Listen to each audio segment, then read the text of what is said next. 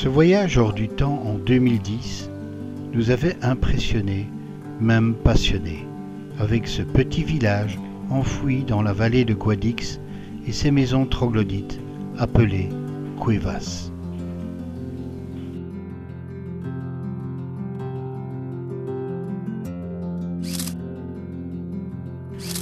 Manuel nous avait fait visiter le village et nous avait guidés jusqu'aux portes des Badlands, vues sur le désert de Gorafé.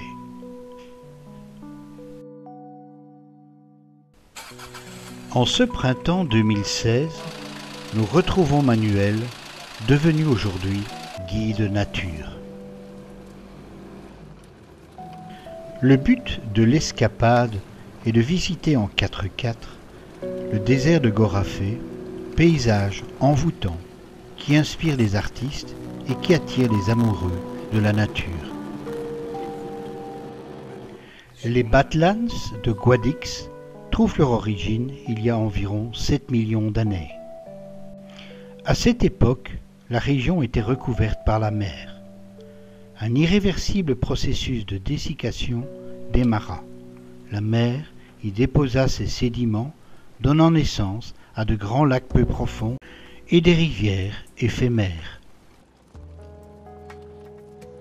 De 50 000 ans à nos jours, les forces érosives du vent ont formé le spectacle surréaliste que nous voyons aujourd'hui, le désert de Gorafé. La pluie, ça commence à se faire chaque fois de plus en plus grande, jusqu'à ce que ça tombe, ça s'écoule, et il fait comme ça la forme en V, comme ça. Alors, chaque fois, ça c'est... Manuel nous fait rêver. Nous imaginons à quoi pourraient ressembler ces formes lissées par les forces éoliennes andalouses. En fait, chaque personne, si tu regardes, on voit une chose différente. Non? Tu peux voir une tête, tu peux voir un animal.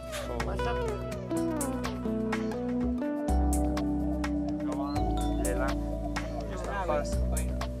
Et ça combien? Il s'appelle el Barranco del Infierno.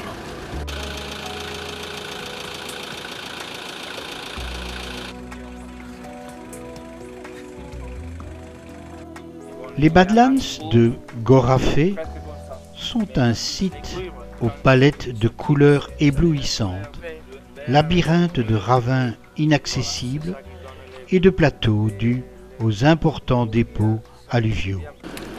On voit Los Colorados.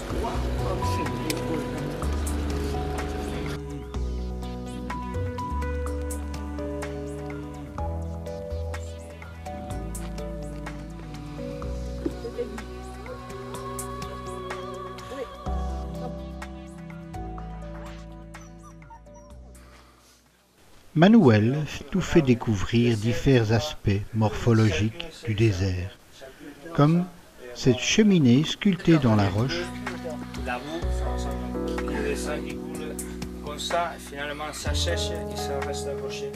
Ce phénomène est désigné en anglais piping.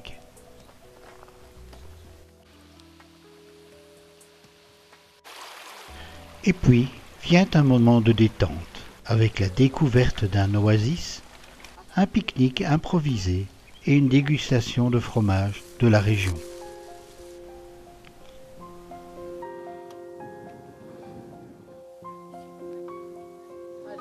Il fait ça, il commence à érosionner. S'il avait des plantes, La seconde étape de l'escapade est une randonnée dans le site thermal de Alicún de las Torres.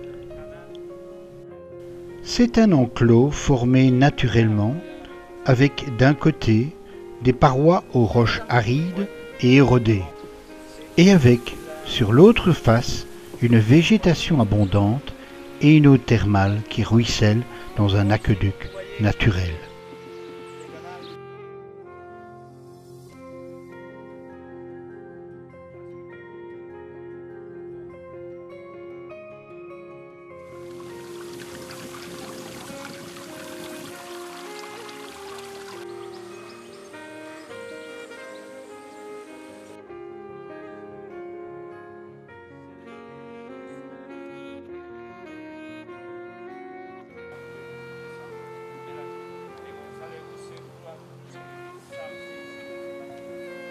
Et justement, c'est pour ça, comme c'est une formation naturelle, et ça ressemble un peu à la sombrilla de Toril de la place de Taureau, on l'appelle comme ça, aqueducto del Toril.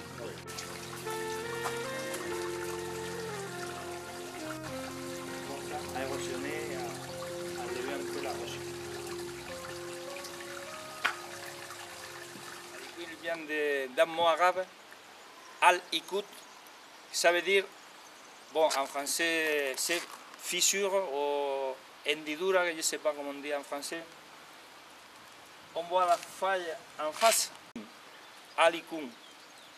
Et voilà, c'est pour ça que ça s'appelle Alicum de las Torres, parce que ça appartient à un village un peu plus loin qui s'appelle Villanueva de las Torres. Les plantes qui retiennent ces calcaires, toutes les formations, les petits tuyaux qu'on voit là-haut. Oui, on voit les petites... oui. En 2 ou 3 années, c'est formé. Les aqueducs sont formés naturellement par les précipitations pluviales et les dépôts de sels calcaires des eaux thermales.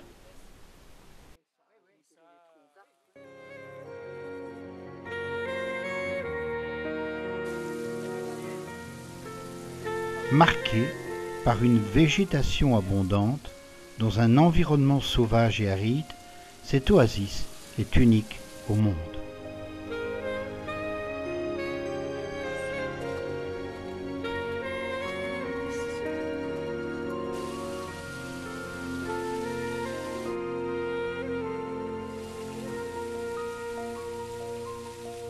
Ce canal d'irrigation naturelle est utilisé pour conduire l'eau dans la vallée et il dispose maintenant de différentes hauteurs dépassant 10 mètres sur une longueur d'environ 1 km.